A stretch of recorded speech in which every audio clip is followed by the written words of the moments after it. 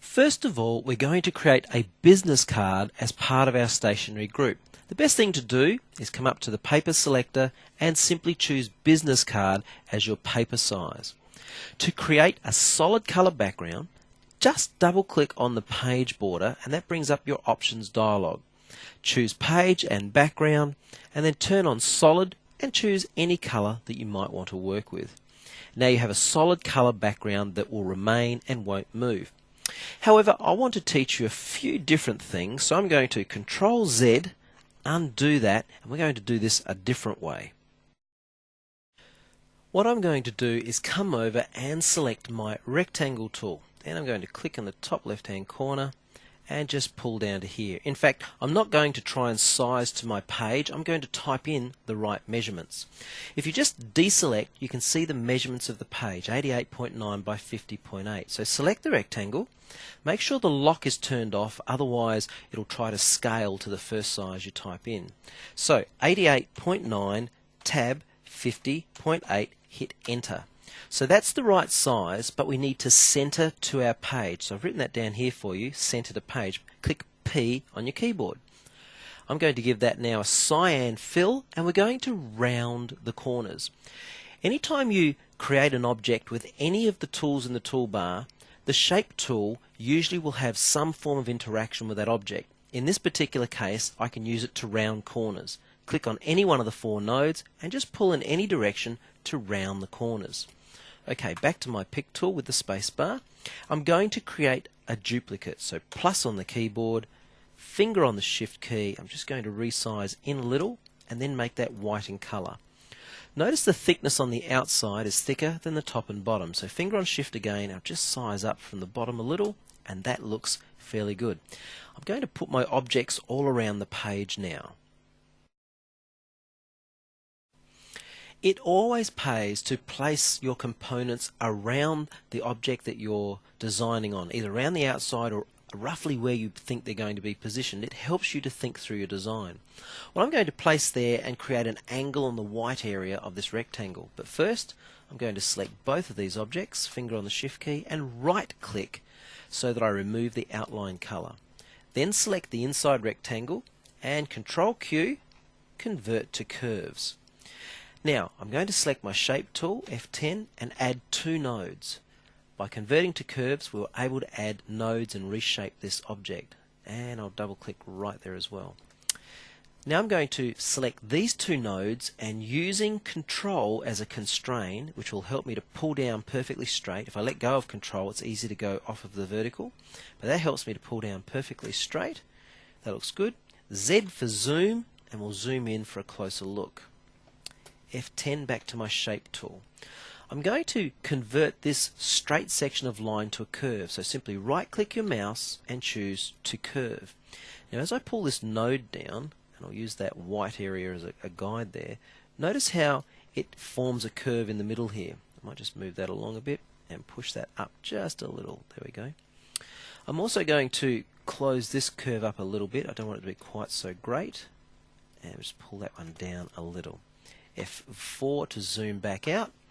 So you can see I've created a curve or a nice angle for my rectangle there. What I want to do now is I want to place this piece of text on that same angle. The easiest way to do that is to right click and drag over the line of that object, let go and choose Fit Text to Path. It will always automatically shoot to the start point of the object or what it considers, but we can simply slide it back around the line. And then you can snap in and out. Just simply move in or out of the line. It'll snap to various snap locations. And you can adjust those snapping points by choosing the Tick Snap option. I think that looks great. Let's convert that to the Ruach text and make it white.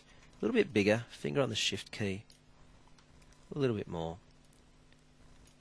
And that looks quite effective just like that. Okay, a few more steps now. I want to select all of the remaining text and convert to the same typeface, the Arial rounded typeface. You know what? In fact, we'll change the Peter Daniels to the Ruach typeface just for something different. Let me tell you a very important rule of thumb whenever you're designing particularly business cards is try never to use more than 2 typefaces, and that way your design will maintain integrity. Okay, now I quite like that, that's good.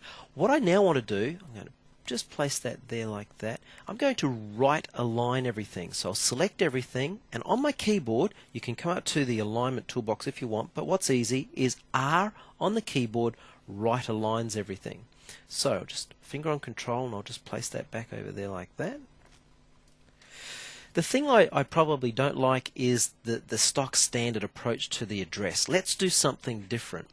So I'm going to double click on here and then backspace so it's a single line. Now with my pick tool selected, I've got my text now selected, finger on shift, select the white background. We've got 2 objects selected now. Up to text, fit text to path. We're really doing the same thing as what we did with the hair design.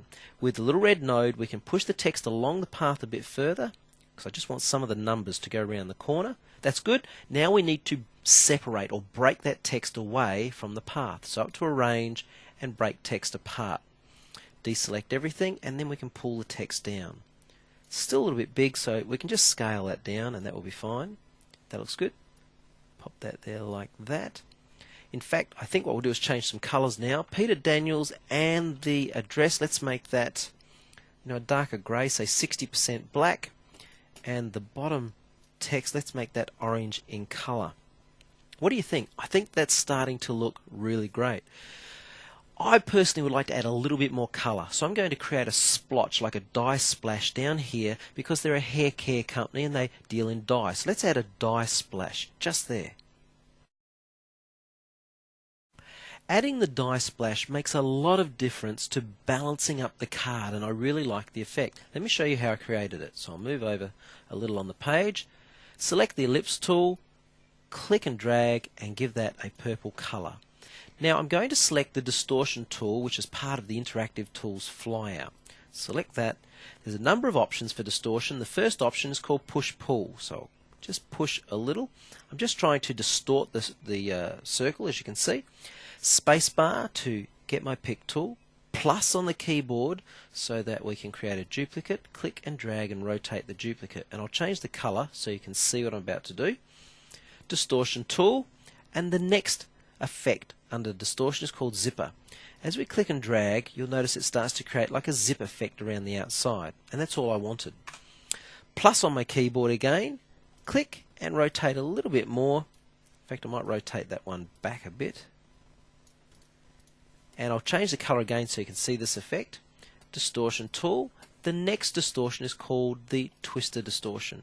I'll show you this. If you really twist round, you get that really cool looking effect. Isn't that great?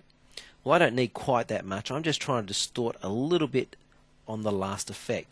Why have I done this? Because I want to create a very uneven outside surface. Now if I select all of these objects and weld them together using the weld option, weld uses the outline of all 3 objects and creates a brand new one. So weld together, and it always uses the lowest object in the stack to determine the final colour. So I've got a very uneven set of points, and that was what I was trying to achieve. Back to distortion, and finally push pull again, and watch what happens. As we pull a little bit further, we get what looks like a splotch. So my purpose was to create an uneven set of points that we could then create this splotch type of look. Finally, what I did over here was I actually applied an emboss effect. Well, I think that looks great. Let's take all of the components here and apply them to creating a letterhead. The first thing to do when designing a letterhead is to make sure you choose the appropriate page size. Well, I'm working with A4. You might want to work with legal or letter, etc. Now I'm just going to zoom into our business card, and we're going to do something very different. So for right now, all I really want to do is gather all the components I need, and I won't need personal details. Pop that down there. Remember this text, we need to break that away from the text on a path, so up to arrange and break text apart. I'll also make that black in colour so we can see it. I'll delete both of those backgrounds.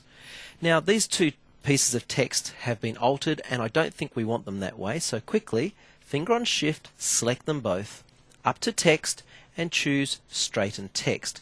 Now that removes the effect of text on a path. Now I'll just pop those down there or up there out the way. Well, we're going to design something very different because our customer, they actually send out a tremendous amount of letterheads and they don't want to spend too much money. So dropping back to a 2-color print rather than our typical CMYK 4-color print is going to be cheaper. So how do we design around that? Well, let's start from scratch. A brand new concept. Select the rectangle tool, click and drag, and this time I'm going to go with a different color. I'm going to choose something like this baby blue. It might not be that at the end, but that's what we're going to start with. Right click to remove the outline color. You've got to be very careful now to try and think only 2 colors.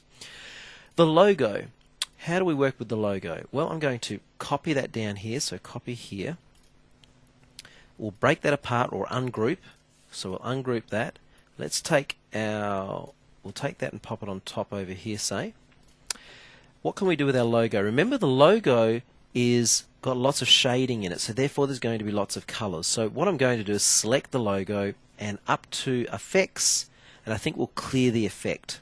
So that'll remove that bevel effect. Let's increase the size of it. And I'm also going to combine the whole thing together because that will force it to be one color and I can't slip up and accidentally have one piece a different color to the other. So I definitely know I'm working with 2 colors. Now pop that on there. What if I stretch that out a little, pull it down a little, like that? I don't mind that. I think that looks quite good. Okay. In terms of the address, we'll pull that here. Now it disappears underneath because it's on a lower stacking order. So Shift Page Up brings it to an upper layer. In fact, we could put that down underneath. That doesn't look too bad. Stretch that out. Even stretch that one out. Or maybe alternatively, pop that one on top and that one underneath, and we'll make that one white in color. Might shrink the logo down a little, and I might shrink the height of that a little. There we go. That looks a bit better.